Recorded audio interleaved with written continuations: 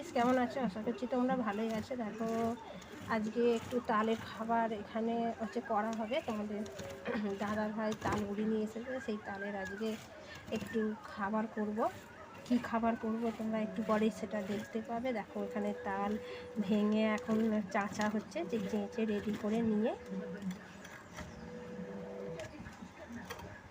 ডালটা রেডি করে নিয়ে এবার একটু কী খাবার তৈরি হবে তোমরা একটু পরেই দেখতে পাবে। আর এখন কি বলবো, এখন আষাঢ় মাসের একটু তালের দিনে তালের খাবার খেতেই যেন তো খুবই ভালো লাগে। তালের খাবারের মতন এত আর তো অন্য সময় পাবো না। এই সময়টাতেই তালের দিনেই তালের খাবার খেতে ভালো লাগে। তাই একটু অনেক দিন তালের খাবার খাওয়া হয়নি, তাই ইচ্ছা হলো, তাই তালের খাবার একটু আজকে তাই করা হবে।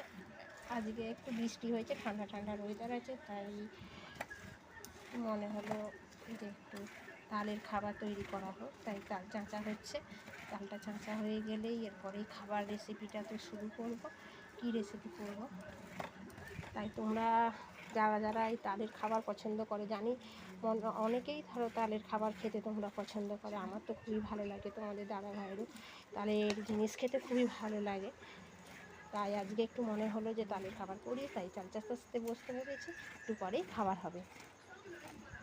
দেখো, আমার এখানে ময়দা নেওয়া হয়ে গেছে। এবার ময়দাতে দেখো এখানে নুন দিচ্ছি, নুন দেওয়া হলো। এবার দেখো, এবার ময়দাতে দেখো চিনি দেবো। আমাদের জানো তো, আমাদের একটু পরোটা একটু ছেলেমেয়েরা একটু মিষ্টি মিষ্টি মতো না হলে ওরা সেটা পছন্দ করে, একটু হালকা মিষ্টি হবে সেরকম পছন্দ করে। দেখো, সেটা একটু এটা মিক্সড করে নিয়েছি। এবার দেখো দেখো, এটা সাদা তেল দেখতে পাচ্ছ, ডক্টর চয়েস যে তেলটা, সেই তেলটা দেখো, তেলটা আমার একটু দেওয়া হচ্ছে। এরা পরোটাটা খেতে ভালো লাগবে, খাস্তা খাস্তা মতন হবে, সেই জন্য দেখো তেল দেওয়া হয়ে গেছে। একটু এটা মিক্সড করে নিচ্ছি, এরকম করে অনেকখানটা ধরে মিক্সড করা হয়ে গেছে। এবার দেবো তাল, তালের পরোটা হবে। দেখো, এবার তাল দিয়ে তালটা দিয়ে মাখানো হবে। এটা অনেকখান থেকে ধরে একটু ভালো করে মাখিয়ে নেব। দেখো, এখানে পুরো আমার মাখানা দেখো পুরো কমপ্লিট হয়ে গেছে, দেখতে পাচ্ছ। দেখো পুরো সফট হয়েছে কত। পুরো লেচিটা কেটে পুরো আমার রেডি করা হয়ে গেছে, এবার বেলবো। এখানে পুরো আমার পরোটা বেলা পুরো আরম্ভ রেডি করে দিয়েছি, অনেকখান থেকেই বেলা হচ্ছে। দেখো, এখানে পুরো বেলা আমার পুরো কমপ্লিট হয়ে গেছে। এবার আমি পরোটাটা ভাজবো, তোমরা দেখতে পাবে কেমন পরোটাটা হবে। তোমরা প্লিজ কমেন্ট করবে।